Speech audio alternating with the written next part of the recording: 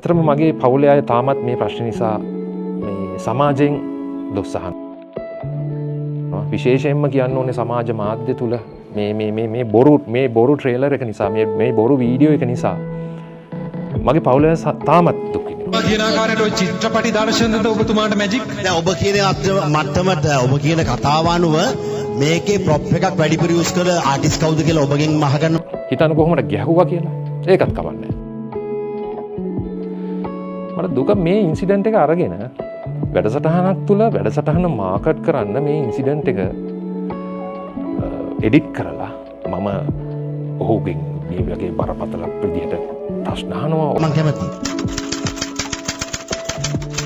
එහෙමනම් ඔබතුමා කියන්නේ අපිට නර්තනයේ කැටගරිස් අවශ්‍යයි කියලා. ඔබතුමා කියන්නේ මැජික් පෙන්වන්න. ඔබතුමාට මැජික් කියලා පේන්නේ ප්‍රොප් නෙමෙයි සෙට්. ඔහු ඉවසගෙන ඉන්නවා. මේ එහෙම ටයිප් කරලා යනවා නේ වීඩියෝ එකේ. ඉවසගෙන ඉන්න රංජන්. හරස් ප්‍රශ්න අහන සාලිය. ඒ වගේ ඒ ක්ලිප් එකක් හදනවා. දැන් මේකයි සාලිය. සාලිය මේකයි මම කියන්නේ. ඔබ ෆිල්ම් ෆෙයාර් වගේ මැගසින් කියවනවා. ඊට පස්සේ කරපු ම්ලෙච්චම වැඩේ තමයි වැඩසටහනෙන් ඉවත් වුණාට පස්සේ මම ඔවුන් අර නර්තන කණ්ඩායමේ හිටියා මං වගේ පිටිපස්සේ කොණ්ඩේ බලන මල්ලි කෙනෙක්. ඔහුට රුපියල් 25000ක් දීලා දුවන්න කියලා ඒ ක්ලිප් එක ෂූට් කරලා අර රණ්ඩුවට බට් කරලා රයිට් ජනතාවට පෙන්නනවා මෙහෙම දෙයක් කරා කියලා. ඔබතුමා ලකුණු දෙන්න මේ සෙට් එකක් උඩ තව සෙට් එකක් ගහලා තොරණක් වගේ ගස් තියලා ඔය මොන හරි මේ තනකොළ ටිකක් දාලා දුන්නාම ඔන්න ඔබට මැජික්.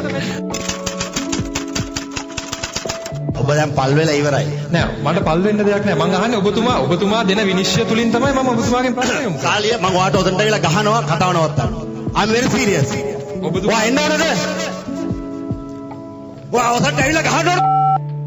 නෑ අපිට රංජන කේන්ති ගන්න එපා රංජනයි. රංජන එපා රංජනයි. මාෂත් එක ගහගෙන.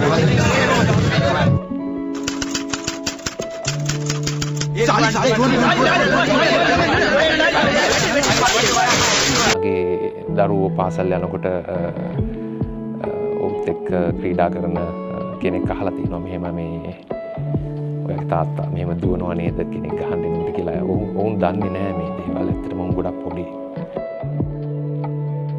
ඉතින් ඔවුන් මේ වගේ දේවල් ඇවිල්ලා මගෙන් අහනකොට why did my friends are talking about you like this එහෙම අහනවා. මට එතකොට හරි අමාරුයි.